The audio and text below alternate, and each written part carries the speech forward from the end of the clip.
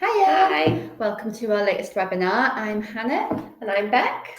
and let's get started. So today we're going to talk to you about better marketing for law firms. But first, a little bit about us. So I'm Hannah. I'm head of content here at Entice. And I'm Beck, and I am digital marketing manager here at Entice with a bit of a cold. So first and foremost, why do law firms need marketing? I think every business will need marketing, but law firms in particular, because it's such a competitive field. Like there's countless listers all across the country, all across the world. You are competing against and there's millions. so many local ones. Exactly. As well. There are hundreds in Manchester. So and depending on what your audience is, so it could be personal, business, someone looking for family. People will have different avenues to find your business, so you will need to take that into account, how people are going to find your business. And so without having this marketing in place, your firm's going to be put at a disadvantage quite significantly. Definitely.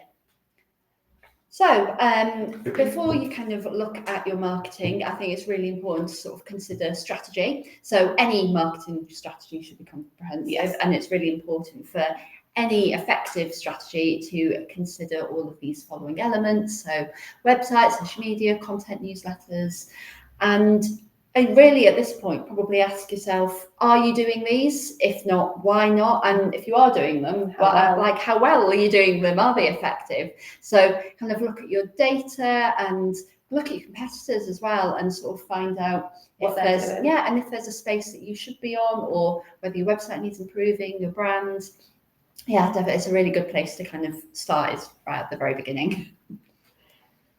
So once you consider your strategy, you also need to define your audience. And I think the legal sector is quite unique in the fact that you could have countless audiences, because everyone's going to be looking for a solicitor for a different reason. So they might want to buy a house, they might be looking for help with a divorce, they might be looking for support for their business, compensation after an accident, and families looking for support with probate. Each and every one of those people will want a solicitor for a different reason. They'll be very different audience types, so you'll need to consider each and every one of them in the future. And so when you're looking at your audience, you need to say to yourself, what's the intent? Why are they seeking out the support of a solicitor, and how can you help? And that bit's really, really important, because that'll help form kind of what you put in each area, and it'll inform your content and everything, because literally what are they looking for and how you can answer their problem. So while you're sort of looking at your audience and things as well, I'd also recommend taking a closer look at your brand. So it's really important, obviously, as a law firm, to be recognisable and consistent, and also stand out from the crowd. Because as we've stated a couple of times now, there are a lot of you out there. So how is your brand sort of working for you? Is it memorable, and do you stand out from the competition, or do you blend in? Is it time for a refresh? Is it have a look and sort of see what you can come up with, really? But obviously, when you are considering your brand, it's really important to remember your USP and think about what sets you apart from the competition, and also how are you communicating that? How are you telling your audience that you are different? And if you aren't, they're not psychic. No, exactly. So obviously your core messaging. So it's really important to be concise, authentic, and unique. Using the language to really communicate that is key here. So make sure that your audience absolutely knows who you are and what you stand for. And having a look at sort of your logo as well. So obviously, when you do something as serious as law, you do need to be professional. But I think you are also communicating a lot with the general public, especially in personal law and house sales and everything like that. You are, and obviously divorces and things like that. You do really need to be approachable and friendly, engaging, because people are coming to you out of lots of law firms. So why you? Your brand should ultimately 100% reflect who you are as a business. So once you've got your brand, you've got your audience, now it's time to think of your website, because that's going to be probably one of the first port of calls. No matter what strategy you have, it will all lead through to your website, more or less. So I think one of the biggest issues with quite a few legal firms is their actual structure, the site structure. Obviously, you've got this quite significant bank of services that you offer. People need to be able to find them. So a clear navigation at the top, so people can actually click through really easily. that your services aren't hidden, like 3 levels down. You want to be able to find the information that they're seeking from your website. So this will also include internal links from service pages. So if you've got kind of a page on buying a house, you might want to link to a page on selling your house as well, or remortgaging your house, that kind of thing. Prominent call to actions. How can people get in touch with you? Whether that's by email, a really prominent contact form. Yeah, you need to make it as easy as possible. Exactly, because they'll just go away. They can't find how do they get in touch with you. And kind of makes all of this a bit of a moot point. Exactly. So, yeah. A considered user interface. So how is your web page laid out? Is it easy for people to see? I think we've all come across websites where you're like, oh, that hurts my eyes. We don't want that at all. We want people to be able to digest the information on the page easily, as well as have structured and easy to read copy. So on that, so within your website copy, it needs to be clear and concise and provide people with enough information. Yeah. So they're confident in your abilities to. Exactly. And obviously, if they feel confident, then they're so much Exactly. more likely to pick you, which is the whole point. So we'll need clear, simple language, usually with detailed headers, so people can skip to the information they need that's more relevant to them. Utilize bullet points so it's more easily digestible. A search functionality, that's a huge one. If people can't easily find your services, and that might be the case because you might have tons of services that people need to find, a search functionality is essential because it will just allow people to get to where they need to be much quicker. FAQs, especially for solicitors where time is money, basically, you want to be able to answer those questions for people straight away. So rather than have your new business team say answering all these questions for no end, basically, you want that in place first and foremost, so the people are getting their answers straight away. Obviously, they might have questions after that, but at least you're informing them at first. Guides, so more detailed, so there'll be. It can be anything really. So a legal guide to the court system if you're divorcing. Just telling people what to expect. Exactly. Really. The house buying process, just so people are more informed, they feel more comfortable in instructing a solicitor, because it can be quite a daunting thing. Yeah, definitely. Especially because a lot of these people probably might not have used a solicitor before. A lot of people wouldn't have gone through a divorce if that's what they're after. They want to feel reassured and know that, definitely. Know what to expect. Exactly. And pricing transparency is a huge thing in the legal sector. You need to have your prices clear on your website. Yeah, no one likes prices. Yes. So just an example for you now. So this is a piece of recent work that we've done for our client Oliver & Co, who are a leading law firm in Chester. And so we looked at their brand and also their website. So I think it's a really good, nice example to show, because obviously our design team worked really hard to really make sure that Oliver & Co.'s personality came across, as well as obviously being professional. So the bright colours and shapes really represent their personality. Yeah, so a really friendly team. They're a really friendly team, and but they're also 100% employee owned as well. So people are really important to them. So it was vital that we got that across in their brands, so you can see that as soon as you go on their website or in all these different mediums as well. So obviously you've got bride guidelines there, but then you can see kind of how the brand comes across in all of these different ways. So you've got the posters, the business cards, and then obviously then to the website. And like we said previously, the website structure for Oliver & Co, we tried to keep it very streamlined, made it as easy as possible for people to find the page they need to find. Obviously, we've got a search button at the top there. If you can't see it clearly, you just go to the Oliver & Co website. It looks lovely. And information, so we need as much information as possible. So there's FAQs, there are guides, there's case studies, there's news articles. Everything you need is on there, and it's all really easy to find in a user-friendly way, which is perfect. Even if we do say so ourselves. So there you have it. You've got your website, you've got your brand. Now let's talk about content. So there are loads of different reasons why law firms should regularly be creating engaging content. So obviously you mentioned it helps you build your brand and establish that expertise. It offers value to potential clients as well. So you can take a case study, or you can take a particular scenario as well that your audience will be familiar with, Exactly. and show out step by step how you'd solve that problem. There's not always room to do that sort of in website copy when you need to get to the point. So content is really what allows you to get down to that nitty gritty and put kind of all your expertise into practice really, and show them how you deal with situations and how you can help and you can answer their questions. And of course, SEO is a big driver here. Content helps drive people to your website. But I'm not just talking about blogs and written content here as well. So video forms a part of that, which is huge, especially in SEO terms. Oh, definitely. It's going to be sort of in this year. But also things like podcasts and people love a podcast. They do. I think, but like short form video as well, you can answer people's questions. Exactly. I'm going to go into this a little bit more detail in a bit anyway, but yeah, there's just so much different content you could kind of utilize, and it helps get your name out there.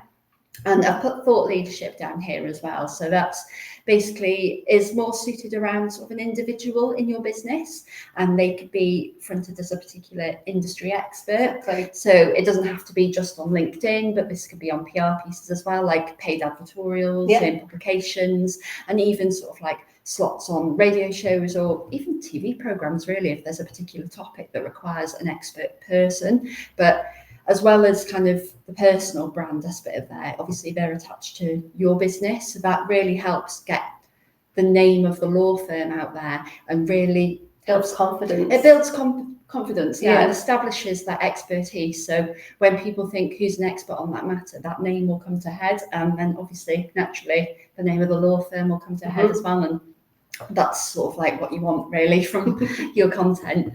So, obviously, you can create the best websites and the best content and the best brand in the world, but if no one can find it, it doesn't matter. Yes. we don't want our audience to be like John. Yeah, wondering where he is. I love that film. So we will need an avenue for people to find your content and your website. So first and foremost, paid search is a huge one for the legal sector. So many solicitors use this. It's a great way to get to the top of those search results, to get seen on social as well. But because obviously it's a competitive industry, because so many solicitors use it, it's very, very competitive. And as a result, there'll be quite a large budget that you need to put behind it in order to make it work effectively. So paid social, as I've mentioned, is one of them. Sharing a really great post and advertising it to your target audience is really effective, as well as Google ad campaigns, specifically for locations as well. If you're targeting a specific area of the country, it's a really great way to get yourself seen. Oh, well, exactly, yeah, because if the first thing you have a question, obviously you tend to just Google it. Exactly. So obviously you want your firm to be at the top of that list, really. Exactly. And obviously Google ad campaigns and will help. Yeah. But obviously, because of this budget, we need to look at other ways as well. So organic search, if you've got a really effective organic search strategy, it will ultimately kind of raise your organic listings, meaning you can take down the budget of your paid adverts. Yeah. So when we look at organic, we need to look at your website and think, are your pages optimized? Does Google know what you do in every aspect? So is your tags, your meta descriptions, your alt tags on your images? Does Google know what those images are? Yeah. And how does that help them find, bring up the search results for a particular search query? Are your pages written with the audience in mind? Have a think about, look at your web copy and think, is this actually written for someone looking for a divorce, or does this sound a bit too formal, or does this sound a bit too, what's the word I'm thinking of? Not that formal. Yeah, formal. Yeah. Let's go with formal. What's the word? And do you have, as Hannah said, do you have a quality content strategy? How are people engaging with your website? Obviously, we need the web services there, but how are they finding additional value out of your website? Is it usable? Website. Is it fast? I think the figure is, if your web page isn't loaded in 3 seconds, people will lose interest and they'll go away. Yeah. So your pages need to be fast. Your structure needs to be. I just assume it wouldn't work. Exactly. Your structure needs to be considered, and any errors, you need to be consistently checking for errors. No website will ever be perfect. There will always be an error. as a site ages. So we will always need to be finding those and fixing them straight away. So brings us quite nicely onto social media, because obviously we firmly believe that social media is another search engine. Exactly. The amount of people, like, you Google a law firm, you might as easily just check them out on Facebook. Exactly. As well. I know I would, to kind of see how active they are and also how they come across, and if they've got any nasty reviews as well. I think because obviously you've got the reviews tab. I mean, people do look at it, definitely. So many businesses who deal with more social matters, though, as law firms, serious matters even, I should say, but they tend to shy away from social media, which I think is a big mistake, really. Yeah. You shouldn't. So there's 1,000,001 different reasons why law firms should use social media. So it helps you reach more of your audience. There's billions of people on Facebook and other social media platforms now. So it stands to reason that, your target audience will be there too. Helps build awareness of your brand, builds brand authority, and really gets the trust kind of and credibility. It's a face and name. It does, yeah. And especially that's really important when you're dealing with people and sort of like personal law and things as well. They really like to see who they're dealing with and to know the brands that they're dealing with, and that really helps. Obviously, as mentioned, it improves SEO and things like customer service as well. If they've got a quick question they want to fire off to you, so many people still use like Twitter, or should I say X, for that now, but they do fire that off, and people expect to see a response too. So it's also a really good customer service tool, and as well as recruitment and retention. So if you're hiring at your firm as well, people really like to see the business that they're potentially applying to. So it looks the culture. Exactly, yes. So if it looks like you've got a good workplace culture, like obviously you mentioned with the Oliver & Co before being 100% employee owned, it's probably a really good recruitment tool. And I imagine you would find a lot of people coming that way. Like, people really want to know about the culture, and social media is the first place you go to find it. But obviously, most importantly, as talking about here, it's another way to find your firm. So I know how hard it can be to get started on social, though. So here's some content ideas that I've maybe put down that I think would be quite suited to some law firms. So you can answer any commonly asked questions or explain legal terms. So you could do this in a graphic, or my preferred choice would be sort of a quick video, really. I mean, it doesn't need any editing or anything, really. You could do it on the phone, because it doesn't really matter, like things like TikTok and Instagram, they don't matter about how polished things are. It's the content that matters and what's in them. So the actual, what someone saying, not how professionally it's been filmed. No, exactly. I mean, obviously you need it to be clear, and like subtitles and things definitely help, but most importantly, you just need to answer the question. But you can also teach tips for things like reviewing contracts. Again, in the same way, just a short form video would be really nice. And behind the scenes video content, this would be perfect for culture and recruitment, retention. Share any further useful advice or anything about the court system, or anything that anyone should consider when maybe choosing a solicitor, or anything like that. You can share your reviews and case studies, which is you do a good job, but the best way, who knows? Exactly. You need to tell people about it so they know it too. And reviews and case studies are a great thing to do, but obviously social media is a really good way to actually get those out there. Obviously, otherwise they could be just sitting on your website. And share your blog posts as well. You're creating all this great content, so it's a really good way to get that out there. Feature a team member, as we mentioned before. So showing the person behind the expertise.